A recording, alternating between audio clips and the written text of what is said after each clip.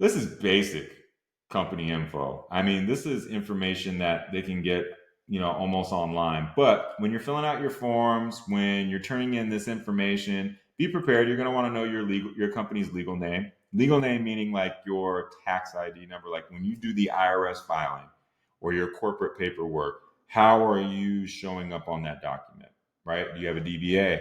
What's your corporate structure? Meaning, are you an LLC, you a C corp, LLP, sole proprietor? I hope not a sole proprietor in this situation specifically, because they'll have a lot more questions for you. And, generally that would potentially not make you an employer. You might be an independent contractor. And that would let us know, hey, maybe this is not the right solution for you right now. And there's other methods.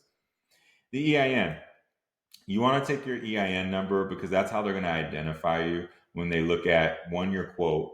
Two, if you do end up making name changes or anything down the line, they can make sure they still are able to say, hey, this is this group. This is the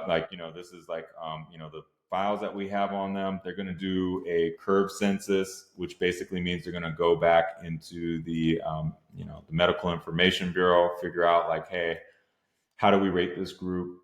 How do we make sure we're giving them the best premiums for the risk? City, state, zip code, country, all this stuff is super important just because they want to make sure it's you. The main things to highlight though are the state and the zip code. Why? Because this is going to tell them which carriers they have access to, even on a PEO.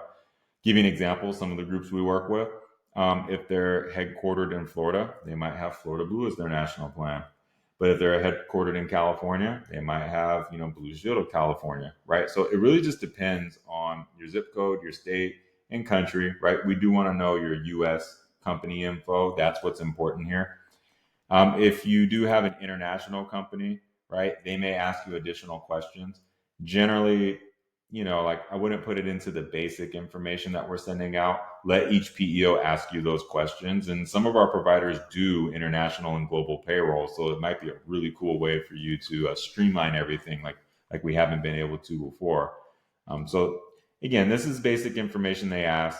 And you may not have all these things, particularly the tax ID number. You may want to confirm the IRS name and the company address with the IRS, but before you go into the sales conversation. Okay, so the employee census